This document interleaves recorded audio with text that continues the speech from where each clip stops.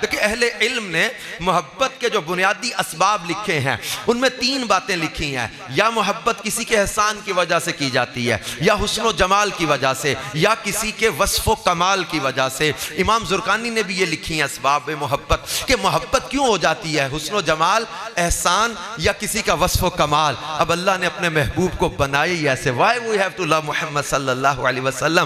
اللہ پاک قرآن پاک میں ارشاد فرماتا ہے یا ایھا الناس قد جاءکم برہان من ربکم وانزلنا الیکم نورا مبینا. قرآن میں اللہ پاک نے اس آیت مبارکہ میں آمد رسول کو بیان کر کے حضور کے ایک وصف کو بیان کیا ہے. قد جاءکم برہان من ربکم. اللہ نے اپنی ربوبیت کی دلیل بنا کر، اپنی وحدانیت کی دلیل بنا کر، اپنے رب ہونے کی دلیل کے طور پر اپنے محبوب کو بھیجا ہے. لوگ کہتے تھے اللہ ہے تو سامنے لاؤ ہم اس کی پوجا کریں. وہ کہتے تھے ہم پتھر کا بناتے ہیں پوجا کر لیتے ہیں، لکڑی کا بناتے ہیں پوجا کر لیتے ہیں، مٹی کا بناتے ہیں پوجا کر لیتے ہیں، سورج کو دیکھتے ہیں پوجا کر لیتے ہیں. ہم تو دیکھیں گے اور مانیں گے، کیونکہ انسان کو اللہ نے حواس خمسہ عطا کیے ہیں چیزوں کی پہچان کے لیے. ہم کچھ چیزوں کو چھو کے پہچانتے ہیں، کچھ کو دیکھ کے پہچانتے ہیں، کچھ کو چکھ کے پہچانتے ہیں، سونگ کے پہچانتے ہیں، سن کے پہچانتے. ان کو کہتے ہیں حواس خمسہ. یہ پہچان کے لیے. اب اللہ کی پہچان کیسے کریں؟ نہ تو کوئی آنکھ اس کا احاطہ کر سکتی ہے،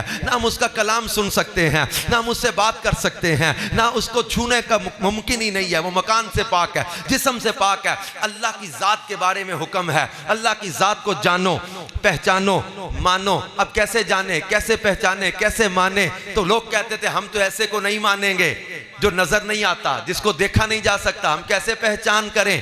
پہچان کے لیے کوئی نشانی ہو، کوئی چیز ہو.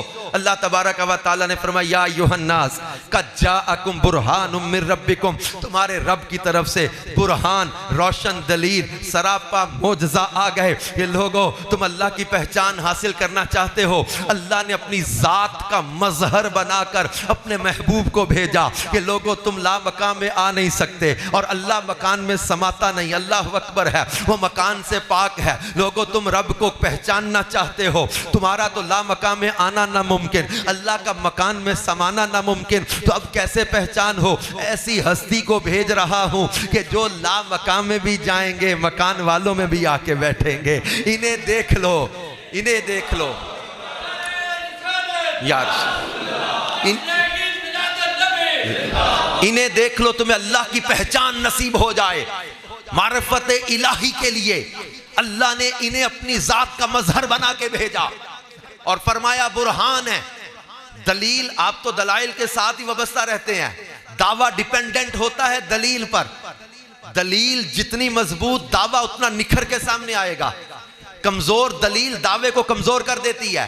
میں دعویٰ کروں کہ اس وقت رات ہے، لائٹس آف کر کے میں کہوں جی رات ہے، آپ کہو کہ دلیل، میں کہوں رات ہونے کی دلیل ہے اندھیرا.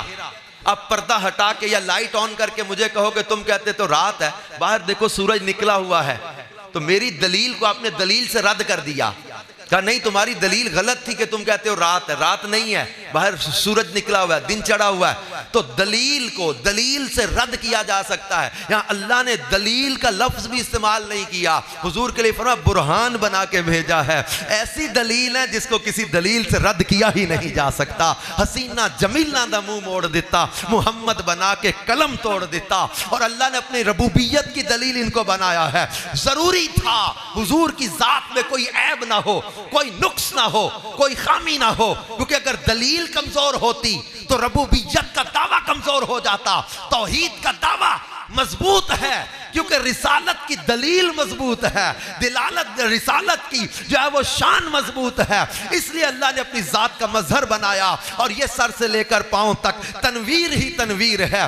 گفتگو سرکار کی قرآن کی تفسیر ہے.